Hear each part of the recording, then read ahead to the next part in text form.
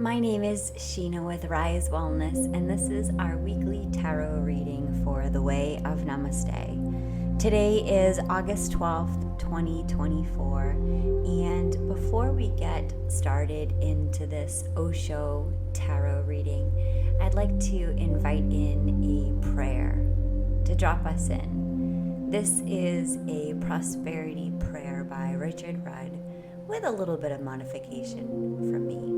I invite us now, if it feels in alignment, to soften our gaze or close down our eyes, unless we're driving, of course. Maybe placing a hand on our heart, maybe just connecting deeper with our breath, adding more awareness there. Feeling our bodies supported by the earth, maybe inviting in a deeper breath. Let's inhale together. Breathing all the way in up from the pelvic floor, feeling that energy moving up, and through, and maybe holding for a beat at the top. Again, here for a conscious moment of gratitude. Thank you for this radical aliveness. Thank you for being here now, and now releasing. Maybe with a sigh, maybe feeling something relax, maybe feeling something soften, like the muscles of your forehead, the jaw, all the tension in the shoulders and back. And maybe next inhale, imagining your breath going to all those places in your body that need it the most. Sending it right there, remembering that energy follows thought. And here we are, our master teachers, our master healers, always using that inner authority within us to go to the place in us that's already perfectly healed, and then reminding all the other aspects of us. Here we go into this prayer now.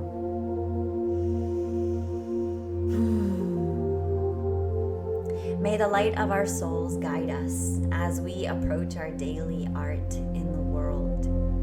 May the soft hues of our differing views merge in a delicate blend of fruitfulness.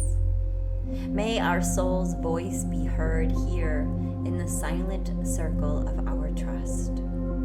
Together may we proffer our sacred play as a tonic for the trembling, parched lips of the world. May our play fill us with the joy of creation, and may we never waste a single obstacle, surmounting each alone yet all together. Our heads bowed, our passionate hearts aflame. May the great work of our soul's higher purpose never become a burden to us. May we serve the whole together in impeccable imperfection, weaving the loose strands of our many dreams into the emerald web of the great dreamer. May evening find us blessed and fulfilled, our day's work softly laid down, and may we enter each night grateful, fully prepared for the mystery of replenishment. May the light of our souls grow brighter each day, drawing us close, a fragrant family of glittering virtue. May our souls be blessed and blessed again as we come together in reverence to place with care the candles of our hearts, around us the silent circle of the whole. Amen. Aho. And so it is. Taking another breath in and out.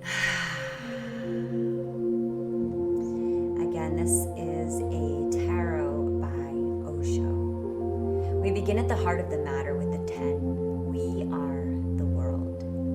Humanity is depicted here as a rainbow of beings, dancing around the mandala of the earth with their hands joined together in joy and gratitude for the gift of life. This card represents a time of communication, of sharing the riches that each of us brings to the whole. There's There's no clinging here, no grasping. It is a circle without fear of feelings of inferiority and superiority. When we recognize the common source of our humanity, the common origins of our dreams and longings, our hopes and fears, we are able to see that we are all joined together in the great miracle of existence.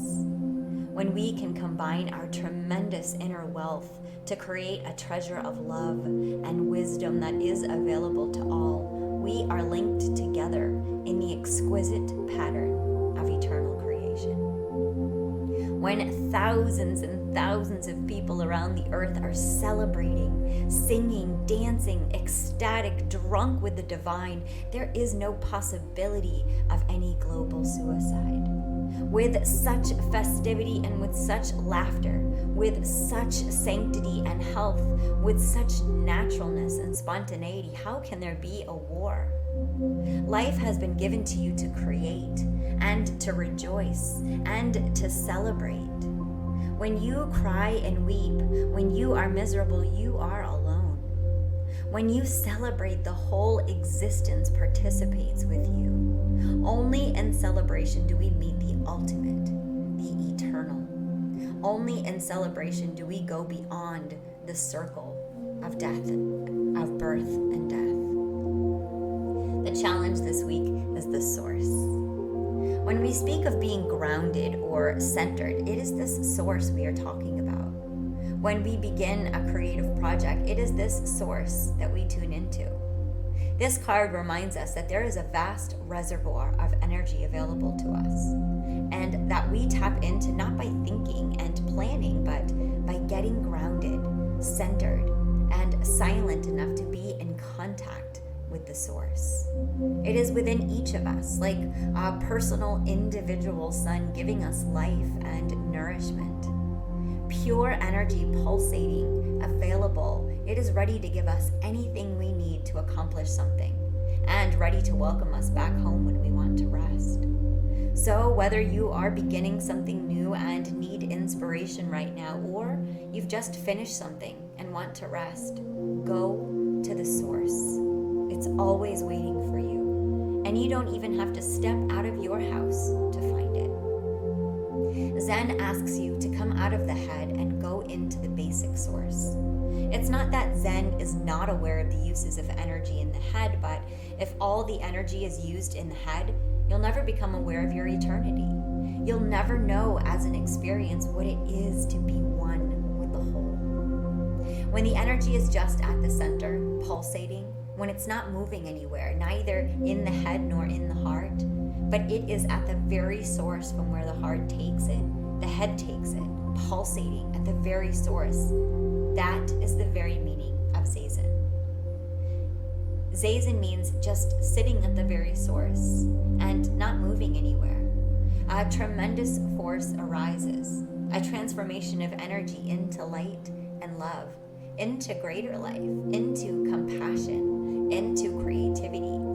It can take many forms, but first you have to learn how to be at the source. Then the source will decide where your potential is. You can relax at the source, and it will take you to your very potential. Where we're coming from, the past, is 6, success. This character is obviously on top of the world right now, and the whole world is celebrating his success with a ticker tape parade. Because of your willingness to accept the recent challenges of life, you are now, or you soon will be, enjoying a wonderful ride on the tiger of success. Welcome it, enjoy it, and share your joy with others.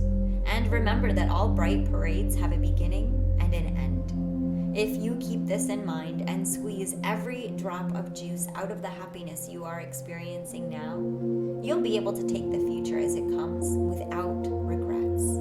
But don't be tempted to try to hold on to this abundant moment or coat it in plastic so that it lasts forever. The greatest wisdom to keep in mind with all the phenomena is the parade of your life, whether they be valleys or peaks. It is this too will pass. Celebrate, yes, and keep on riding this tiger. Watch the waves in the ocean. The higher the wave goes, the deeper is the wake that follows it. One moment you are the wave, another moment you are the hollow wake that follows. Enjoy both. Don't get addicted to one. Don't say, I would always like to be on the peak. It's not possible. Simply see the fact it is not possible. It has never happened and it will never happen. It is simply impossible, not in the nature of things. Then what to do? Enjoy the peak while it lasts, and then enjoy the valley when it comes. What's wrong with the valley? What is wrong with being low? It is a relaxation. A peak is an excitement, and body can't exist continuously in an excitement. What we're conscious of is number 4, turning in. The woman in this image has a faint smile on her face. In fact, she is just watching the antics of the mind, not judging, not trying to stop them, not identify, just watching as if they were traffic on the road or ripples on the surface of a pond. And the antics of the mind are slightly amusing as it jumps up and down and twists this way and that, trying to get your attention and seduce you into the game. To develop the knack of taking a distance from the mind is one of the greatest blessings.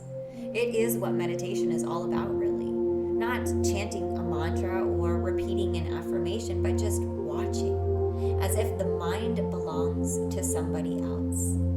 You are ready to take this distance now and to watch the show without getting caught up in the drama. Indulge yourself in the simple freedom of turning in whenever you can, and the knack of meditation will grow and deepen in you.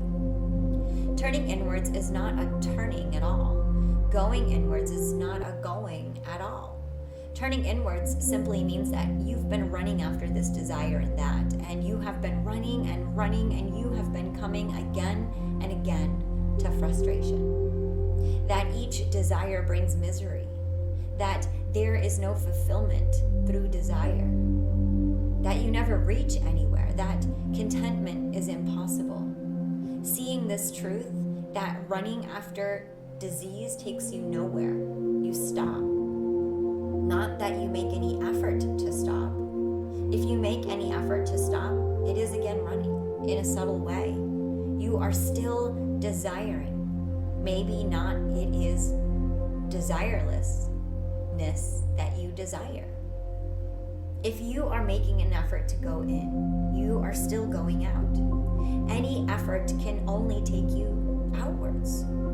All journeys are outward journeys. There is no inward journey. How can we journey inwards? You're already there. There's no point in going. When going stops, journeying disappears. When desiring is no more clouding your mind, you are in. This is called turning in, but it is not turning at all. It is simply not going out.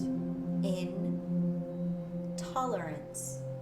This is the shadow expression of the gene key that we're in right now collectively, intolerance. So the invitation is built right into the word.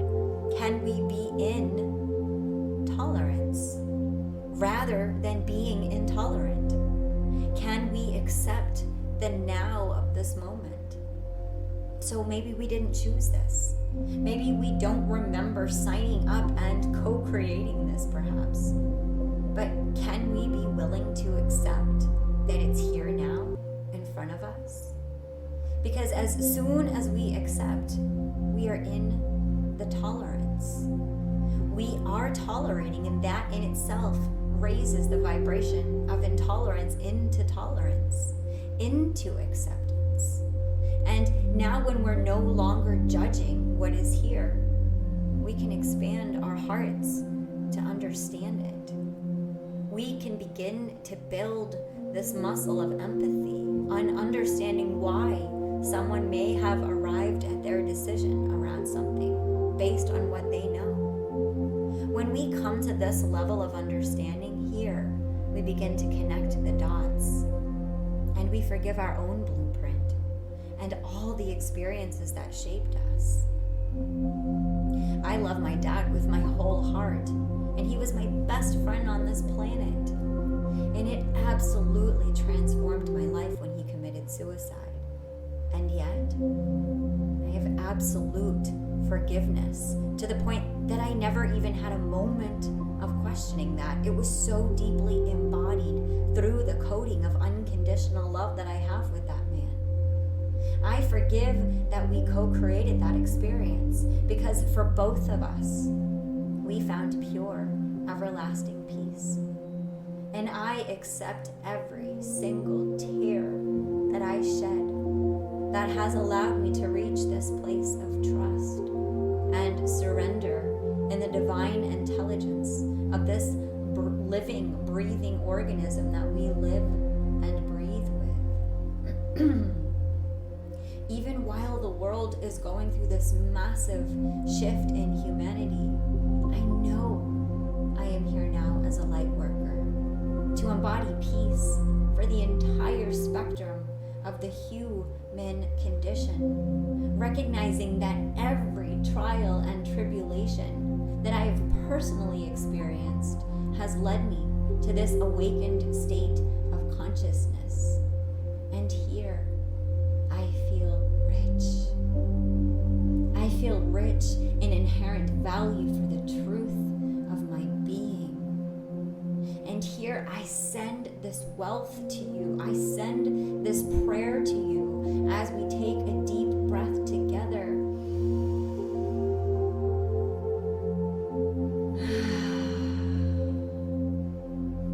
May we all awaken to the light of our true nature and our inherent wealth. What's coming up in the future is aloneness. When there is no significant other in our lives, we can either be lonely or enjoy the freedom that solitude brings. When we find no support among others for our deeply felt truths, we can either feel isolated and bitter or celebrate the fact that our vision is strong enough even to survive the powerful human need for the approval of family, friends, or colleagues.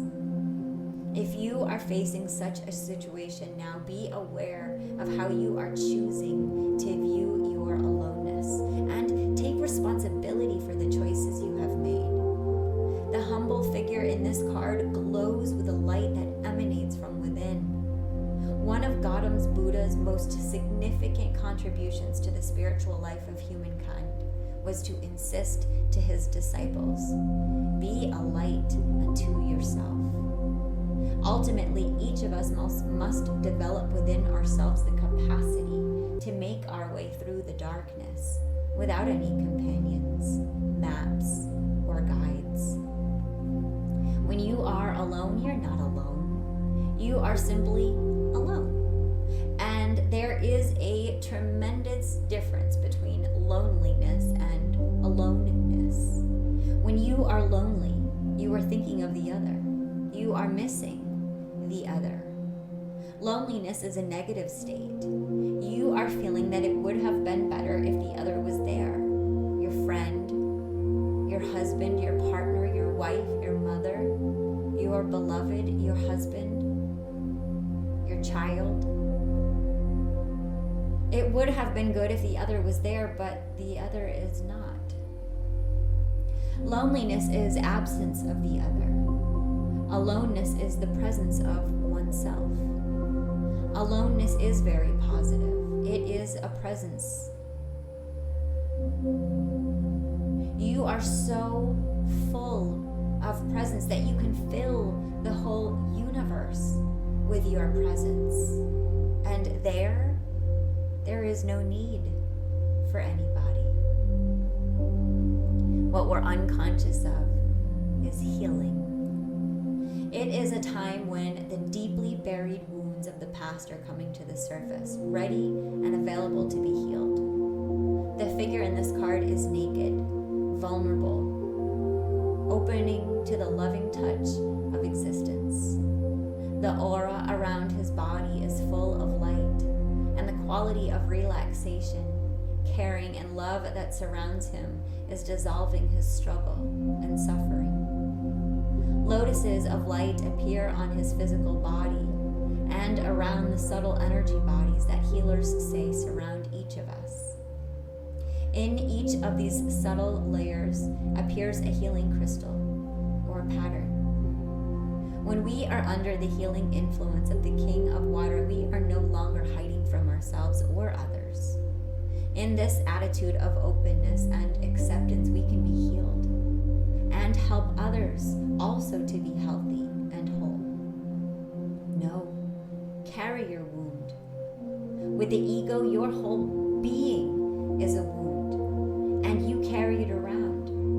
Nobody is interested in hurting you. Nobody is positively waiting to hurt you. Everybody is engaged in safeguarding his own wound. Who has got the energy? But still, it happens because you are so ready to be wounded, so ready, just waiting on the brink for anything. You cannot touch a man of Tao. Why? Because there's no one to be touched. There is no wound. He is healthy, healed, whole. This world whole is beautiful. This word heal comes from the whole. And the word holy also comes from the whole. He is whole, healed, holy. Be aware of your wound. Don't help it to grow. Let it to be healed. And it will be healed only when you move to the roots. The less the head, the more the wound will heal. With no head, there is no wound. Live a headless life. Move as a total being and accept things. Just for 24 hours, try it. Total acceptance, whatsoever happens. Someone insults you, accept it. Don't react and see what happens. Suddenly you will feel an energy flowing in you that you have not felt before. I love this idea around enlightenment, and it's so funny when I hear people asking others, so when did the lights come on? I know for me, my answer is, I don't know. I wasn't there. Which I know sounds paradoxical to what I've heard Blue, one of my teachers, say on her podcast sometime is, how can you receive your package if no one is home? But I think I feel the paradox of that. When we come home to ourselves and we learn to live in the temple of our hearts, there will come a day when we learn that we are not the thinker, but the one aware of the thoughts, the one who observes the thinker. And as we move through life emptying out of the stories our ego can attach to, we are both within and without. And I have had several instances of times where I have been moved through life. Times I have felt truth leak out of my eyes. Times I have had inner gnosis that I am that. And yet, I can't tell you when that happened. Only when I first began being aware of that shift in my consciousness. And to be quite honest, I think I'm still catching up with it. Since then, it has been a profound journeying of remembering and understanding. And the more I learn, the less I know. And simultaneously, despite my not intellectual knowing, I embody now the knowing with more trust and more acceptance than I have ever felt.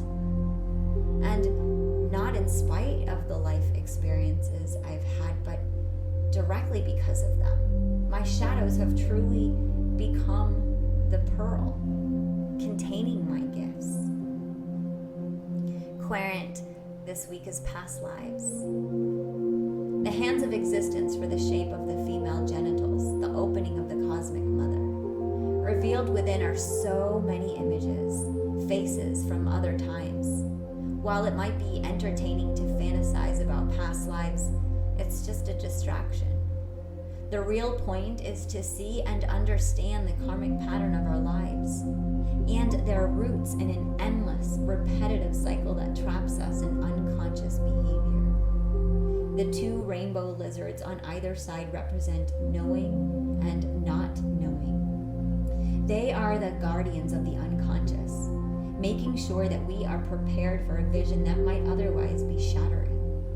A glimpse into the eternity of our existence is a gift, and understanding the function of karma in our lives is not something that can be grasped at will. This is a wake-up call. The events in your life are trying to show you a pattern as ancient as the journey of your own soul. The child can become conscious only if in his past life he has meditated enough, has created enough meditative energy to fight with the darkness that death brings.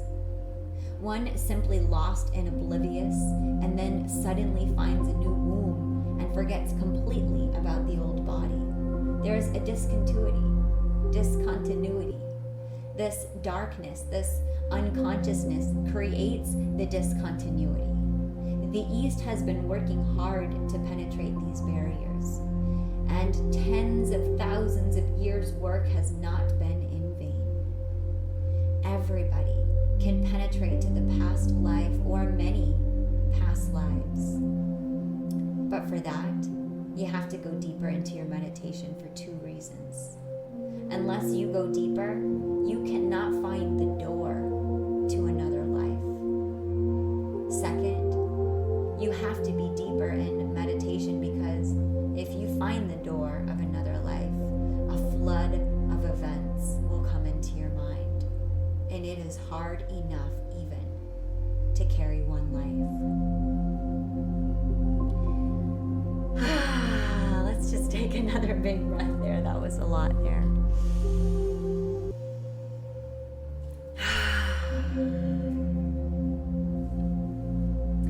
Environment change.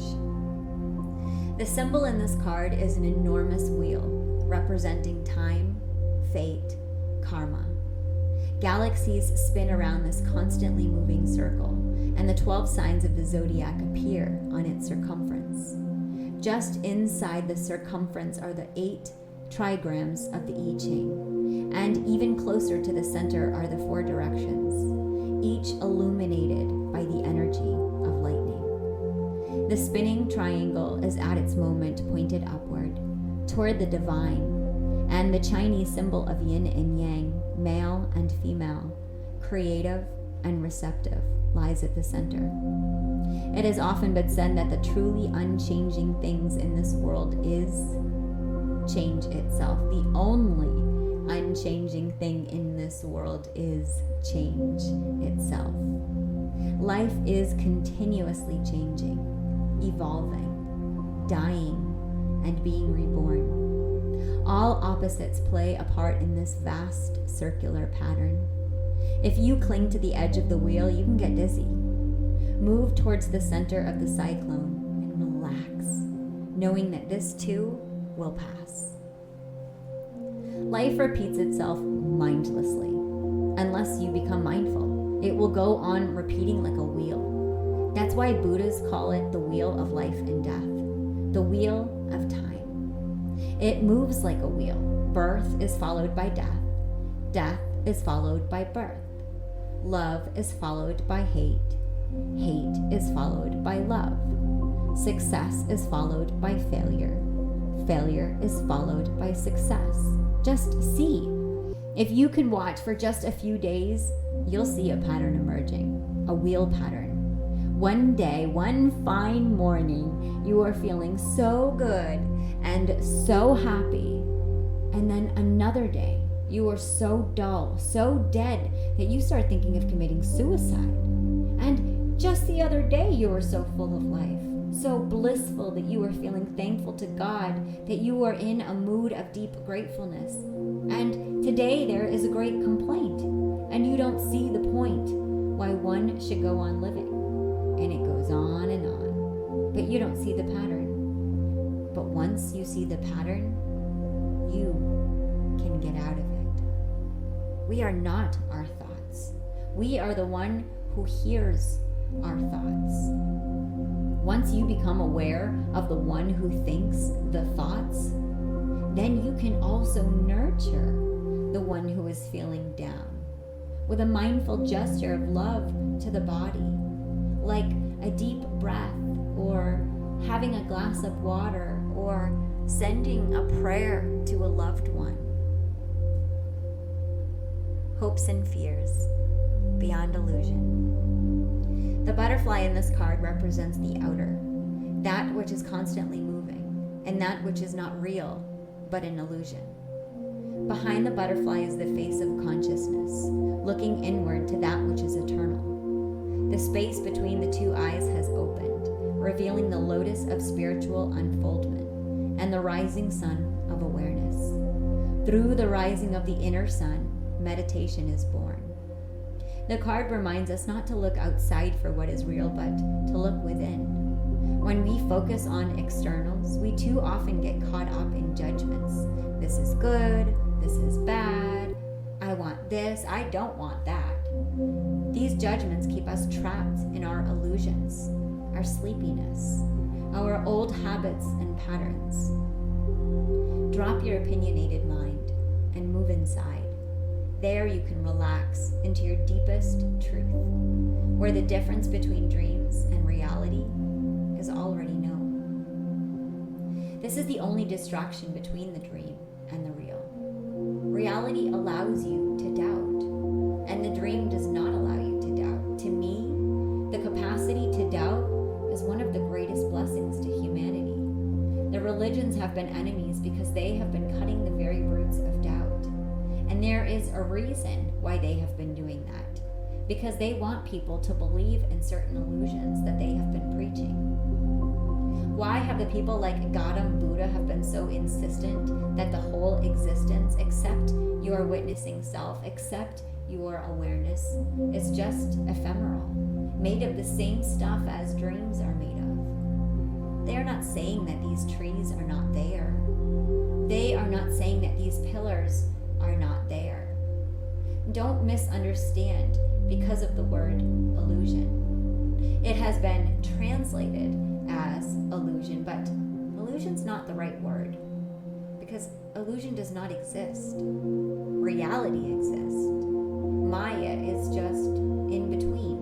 It almost exists. As far as day-to-day activities are concerned, it can be taken as reality only in the ultimate sense. From the peak of your illumination, it becomes unreal, illusory. I like to think of Earth, this physical matter, as the place of manifestation. It's the place where we actually get to see our thoughts projected out in front of us onto this reality, this Maya. So everything as it goes into form then manifests onto Earth. Our outcome this week is our awareness. The veil of illusion or Maya that has been keeping you from perceiving reality as it is starting to burn away. The first is not the heated fire of passion, but the cool flame of awareness. As it burns the veil, the face of a very delicate and childlike Buddha becomes visible. The awareness that is growing in you now is not the result of any conscious doing, nor do you need to struggle to make something happen. Any sense you might have had that you have been groping in the dark is dissolving now, or will be dissolving soon. Let yourself settle, and remember that deep inside you are just a witness, eternally silent, aware and unchanged. A channel is now opening from the circumference of activity to that center of witnessing. It will help you to become detached, and a new awareness will lift the veil from your eyes. Mind can never be intelligent. Only no mind is intelligent. Only no mind is original and radical. Only no mind is revolutionary. Revolution in action. This mind gives you a sort of stupor, burdened by the memories of the past, burdened by the projections of the future. You go on living at the minimum. You don't live at the maximum. Your flame remains very dim. Once you start dropping thoughts, the dust that you've collected in the past, the flame arises, clean, clear, alive, young. Your whole life becomes a flame, and a flame without any smoke. That is what awareness is. This week, I invite you to tune into your heart. There is an eternal guide that's always available to you. It's the one who knows. It's the one who you can trust to hold the uncertainty, the what the fuck, the I want to believe, but I need help. This is the one who helps. There are about 1 million programs out there running, and all of it is data, here to support your awakening. So be gentle with yourself and be patient as you start unlearning these programs that have helped you to create this construct to which you've learned from. There comes a time in all of our awakening journeys where we are invited to step outside of the stage, to invite in our observer now, to allow our mind to play with the idea that you wrote this story and all of its characters. You chose your parents. Despite whatever hardships they brought into your life, this was a contract you both chose. I know how hard this can be to accept sometimes, but today, what if we just played in the realm of possibility? What if, as meticulous as the 75 trillion cells in your body are at keeping your heart pumping and your lungs breathing, what if we could trust that our purpose here was designed with the same impeccability? For me, I've asked myself, what if my dad had to commit suicide after he lost his job just to show me that we don't die? What if my dad showed me polarity by proving what it looked like to live from the outside in versus living from the inside out? Could I believe my dad could love me so much that he would put me through some of the hardest moments of my life so that I could crack my heart all the way open and reunite with him? I do believe. Even when I go on missing people that I love more than anything in the entire world, I have found out that every single time that I tune out the distractions of the world and I tune in to the frequency of the love that flows between me and each of those beings, I am transported to them and them to me. And I am flooded with the light of knowing that here we are one. Here we are not bound by space and time. And here we are together now, like we were together then. And it's only the contract that I'm playing out right now that keeps me in this place of forgetting so that I can fulfill this mission with the other people in my life right now. My dad works with me constantly. My friends on the other side are always guiding me.